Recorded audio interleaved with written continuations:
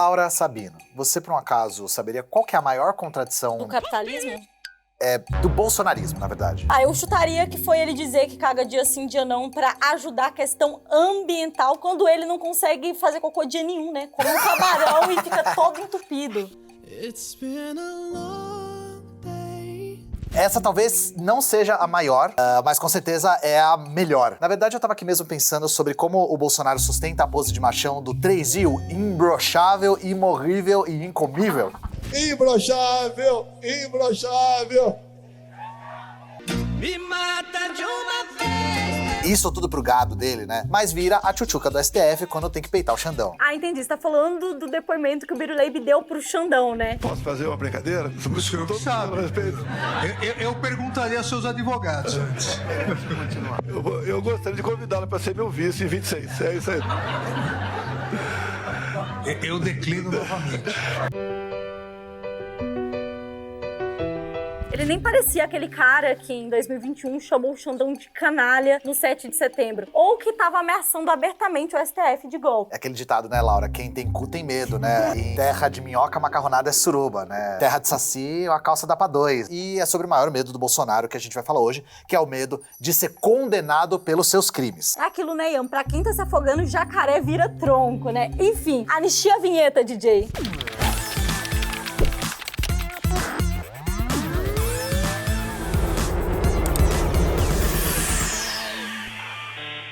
Mais de 2 anos depois do Bolsonaro inflar a galera dele pra quebrar o pau em Brasília, o Supremo Tribunal Federal finalmente tá ouvindo as partes acusadas e caminhando pro julgamento da tentativa de golpe. E o que a gente tem visto desde o início é que o bolsonarismo vem tentando emplacar a narrativa de que eram só as velhinhas e crianças, pessoas desarmadas, que apenas estavam exercendo seu amplo direito de liberdade de expressão irrestrita. Pois é, eles até elegeram algumas figuras entre esses presos pra tentar usar de exemplo de pessoas injustamente presas, né? Que a prisão é um grande sofrimento para essas famílias. Deve ser por isso que o Freixo sumiu, né?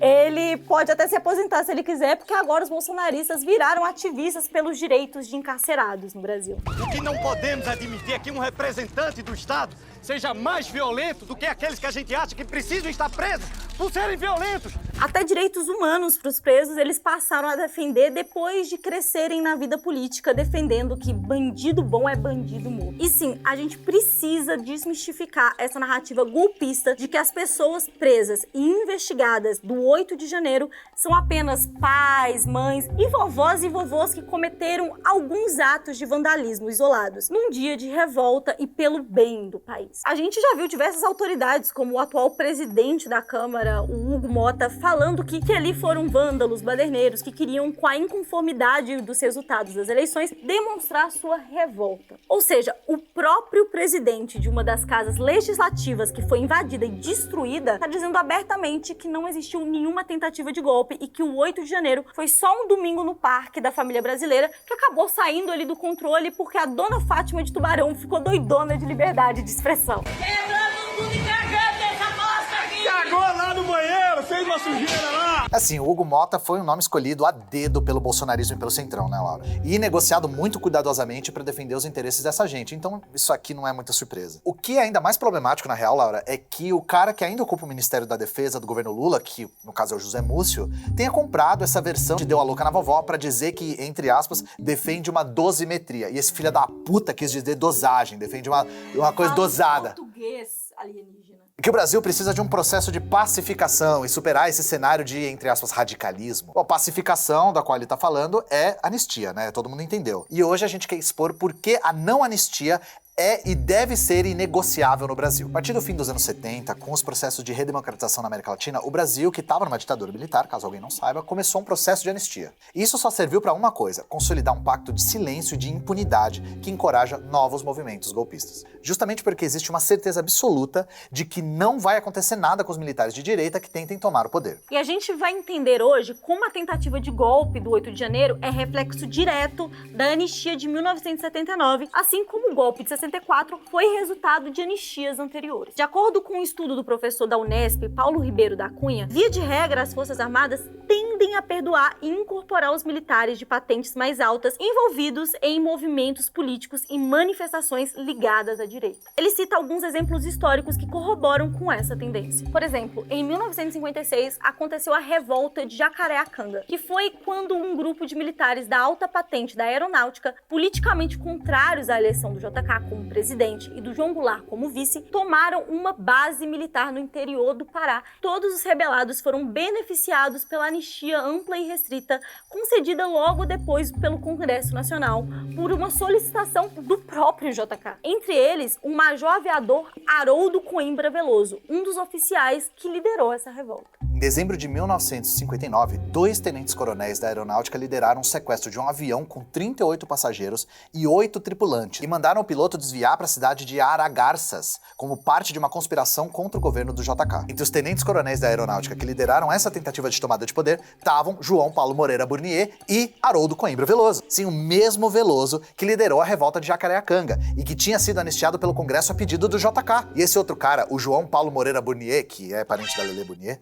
foi um militar destacado na ditadura. Ele chegou a ser brigadeiro e, entre outras atividades hediondas, ele foi comandante da 3ª Zona Aérea sediada no Rio de Janeiro e responsável pela prisão, tortura e morte de dezenas de pessoas. Entre elas, Rubens Paiva, Stuart Angel e Anísio Teixeira. Inclusive, um militar de alta patente descreveu Burnier como um insano mental inspirada por instintos perversos e sanguinários, sob o pretexto de proteger o Brasil do perigo comunista. Fecha aspas. Qualquer familiaridade com essa descrição não é mera coincidência. E o ponto aqui é, a anistia não é um fim em si mesma. É a anistia que permite que esse tipo de coisa aconteça e que essas pessoas morram de velho sem pagar pelos seus crimes. Os líderes dos movimentos golpistas ligados à direita que foram anistiados foram articuladores dessas tentativas de voltar ao poder a partir de 64. E ele reforça também algo que parece óbvio, mas que é constantemente apagado, que é o fato de existir um cunho ideológico nessas anistias. A regra é clara: militares de direita, quando dão ou tentam dar golpe de Estado, aí é anistia ampla e restrita. E qualquer um que não defenda essa linha era punido ou expulso. E em 68, não satisfeitos em terem sido bem-sucedidos com o golpe de 64, e para garantir a manutenção do poder nas mãos das Forças Armadas, o Burnier traçou um plano de explodir o gasômetro do Rio de Janeiro, dinamitar uma represa e jogar 40 líderes políticos no oceano, para depois pôr a culpa na esquerda. Caso esse plano tivesse dado certo, teria pelo menos 100 mil pessoas mortas nesse dia. Na lista dos alvos estavam Carlos Lacerda, Juscelino Kubitschek, Dom Helder Câmara e o líder estudantil Vladimir Palmeira. E a tática era a mesma do Rio Centro, tá? Executar um atentado para colocar a culpa nos comunistas metafóricos. Só que um desses integrantes do esquadrão paraquedista de resgate, o Sérgio Ribeiro Miranda de Carvalho, que ouviu a proposta do Burnier, não só se recusou a obedecer às ordens, como denunciou o plano. E aqui a gente precisa reforçar. Não é que o cara tenha dito que apoiava os comunistas ou tivesse traído as Forças Armadas em apoio aos perseguidos pela ditadura, tá? Não chega a ser nesse nível. Ele simplesmente denunciou que havia um plano para cometer um crime que mataria milhares de inocentes e que serviria de bode expiatório. E aí, web comunistas do meu coração, eu pergunto olhando no olho de vocês, qual desses dois foi acusado de insubordinação e teve sua carreira interrompida nas Forças Armadas? O que tinha um plano de matar milhares de pessoas, incluindo o ex-presidente, ou o cara que denunciou o plano? Tempo no relógio. Alguns registros apontam que o Sérgio era conhecido pelos indígenas como Nambiguá Caraíba, homem branco amigo. Ele foi caçado pelo AI-5 em 1969 e nunca foi reintegrado às Forças Armadas. Em 1992, o Supremo Tribunal Federal reconheceu que ele deveria ter sido anistiado, da mesma forma que foram os assassinos e torturadores da ditadura, e promovido a brigadeiro, que teria sido o caminho natural da sua carreira, caso ele não tivesse sido caçado nessa época. E o requinte de crueldade é que o Itamar Franco protelou a promulgação dessa decisão, proferindo ela 2 dias depois da morte do Sérgio Carvalho. Ele morreu sem que a sentença fosse aplicada, depois de anos tendo que sobreviver de bico, enquanto os criminosos da ditadura morreram de velhos com aposentadorias milionárias. E esse é só um dos vários casos de militares que se recusaram a cumprir ordens e foram severamente punidos pelas Forças Armadas. Enquanto aquelas figuras que ficaram famosas pela crueldade, aqueles militares de alta patente que eram conhecidos por serem sádicos, foram anistiados. Anistiados num processo baseado no pressuposto de crimes conexos, ou seja, colocando no mesmo patamar os perseguidos, ameaçados, torturados e mortos na ditadura com seus perseguidores, torturadores e assassinos, privilegiando militares que tenham incorrido em manifestações políticas de direita e perseguindo, torturando e expulsando das Forças Armadas com atos administrativos os oficiais insubordinados. E é justamente a repetição desse processo e a anistia que permite que esses militares sanguinários contribuam para a preservação dessa narrativa de combate ao comunismo, de combate à esquerda, que faz com que as tentativas de golpes continuem acontecendo. E o pior de tudo é que não é só a extrema-direita que tenta vir com esse discurso de pacificação. E para quem acha que isso não foi resolvido porque faltava um governo de esquerda, o buraco é muito mais embaixo. O próprio Lula, até pós os atos golpistas, quando parte da imprensa e da opinião pública apoiaria qualquer ação de embate contra as Forças Armadas, peidou para os milicos. E a palavra é essa mesmo. Sei que você tá peidando. Isso ficou vergonhosamente evidente no ano passado, quando o golpe de 64 completou 60 anos e o governo proibiu autoridades e ministérios de fazerem qualquer ato em memória aos mortos e desaparecidos do regime militar no Brasil. E pior do que isso foi o que ele fez nas vésperas dos 60 anos de golpe. Durante uma visita do Macron, onde ele e o Lula fizeram aquele book bizarro de pré-wedding lá, o Lula aproveitou para rasgar elogios às Forças Armadas. Durante a cerimônia de batismo e lançamento ao mar do submarino toneleiro S-42 em Itaguaí, no Rio de Janeiro, o Lula discursou e disse ter carinho pelas Forças Armadas do Brasil. Ele disse que as Forças Armadas são altamente qualificadas para garantir a paz. Mas um trechinho aí chamou a nossa atenção aqui. O Lula congratulou um ex-ministro da Marinha que fez aniversário um dia depois dessa cerimônia, que completou 99 anos. Olha só que feito, né? Esse ex-ministro é ninguém mais, ninguém menos do que um dos 377 nomes no relatório da Comissão Nacional da Verdade, Alfredo Caran. Ele foi o último comandante da Marinha da ditadura militar, sendo ministro entre 84 e 85 no governo de exceção do Figueiredo. O nome dele está presente no primeiro volume do relatório final da CNV, no trecho que põe em ordem cronológica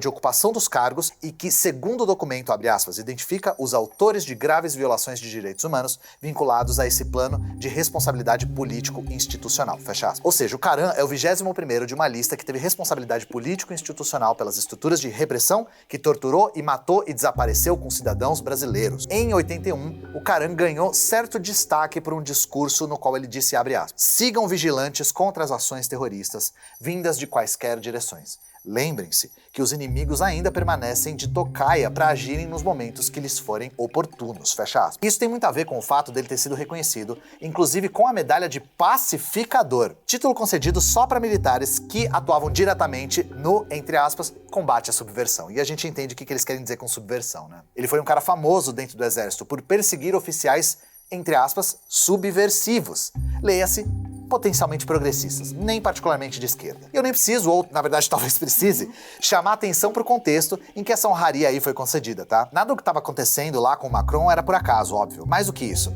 é parte da estratégia de acomodação do Lula com os militares. A gente não vai ficar aqui passando pano pra Dona Fátima de Tubarão, tá? Nem comparar a mulher do batom a Rosa Parks, que nem o primo da Laura. Suposto primo. Eles estão bem longe da Rosa Parks, mas de fato eles não são verdadeiros articuladores dessa tentativa de golpe. A extrema-direita, que já usou essas pessoas de bucha de canhão, agora tá usando de bode expiatório, não só para parecer que não aconteceu nada demais, como para fazer parecer que foi tudo muito espontâneo, para tentar apagar mais uma vez o papel das Forças Armadas na tentativa de golpe de Estado no Brasil. E vamos lembrar aqui que o governo não era apenas um mero projeto pessoal de poder do Bolsonaro. Não foram as Forças Armadas que surfaram no governo. O Bolsonaro é que viabilizou um governo militar democraticamente eleito. Isso é tão verdade que o próprio Conde Drácula, Michel Temer, admitiu em um livro que ele teve contato direto com militares antes do impeachment da Dilma, enquanto era presidente interino. Vamos lembrar aqui, gente. Em 2010, a Dilma é eleita presidente da República pela primeira vez. Em 2011, ela cria a Comissão da Verdade, ou seja, pela primeira vez, depois de quase 50 anos, ao Estado brasileiro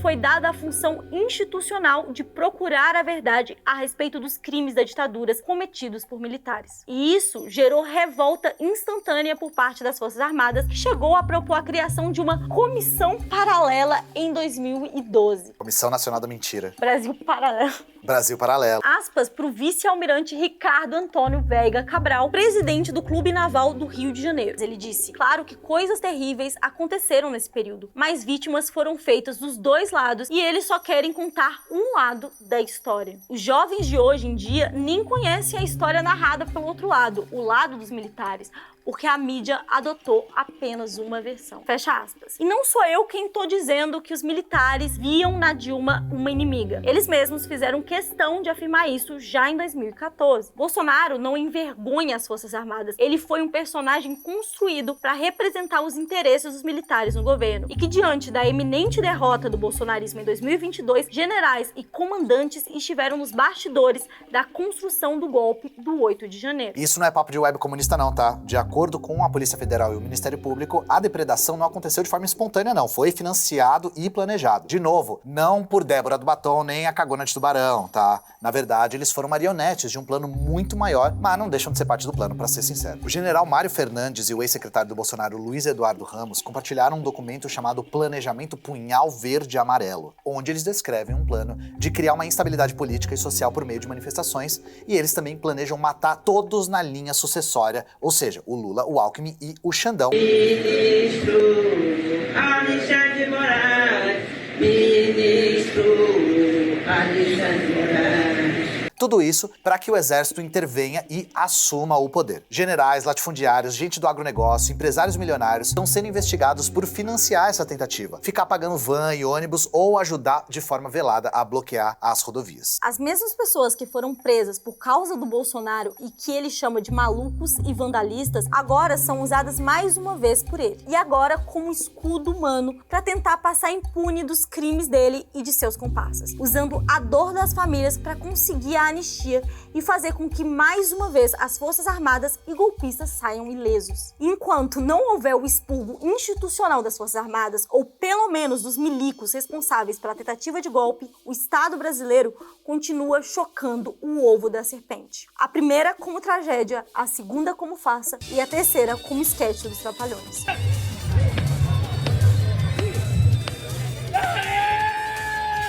Olha aqui, na gaveta do Alexandre Moraes, olha aqui, o Supremo aqui, ó. Não vou mostrar a cara de quem pegou, mas tá aqui, ó, um viado, careca e viado. Sabe o que tem que ser amplo e restrito? Você sentar o dedo nesse like e compartilhar esse vídeo. Eu sou péssimo nisso, faz O você. apoio. E vocês sabem o que também tem que ser amplo e restrito? A sua curtida, os comentários, o compartilhamento e o seu apoio ao ICL. Se inscrevam aqui, se inscrevam na plataforma do ICL, conheçam os cursos e os conteúdos incríveis e palestras que saem diariamente. É isso. Trabalhar é pior que Hey! E é assim que eu e Ian, super sorridente e empolgada, terminamos o programa de hoje. Até a próxima. Olá, olá, olê, olê, olê, olá. Eu sou o Lindener Pareto, historiador, e tenho um convite especial para vocês para acompanharem o Provocação Histórica aqui nos canais do Instituto Conhecimento Liberta. Toda quarta-feira, às 7 da noite, logo após o ICL Notícias segunda edição, convidados e convidadas que ajudam a gente a pensar o passado, a criticar o presente e a projetar alternativas de futuro para um Brasil diferente, para um mundo diferente. E se no cotidiano dificílimo do trabalho você perdeu o episódio inédito, não se preocupe, você pode assistir também toda quinta-feira a reprise, logo após o Rolê ICL, ao 12h30. Venha pro Provocação Histórica.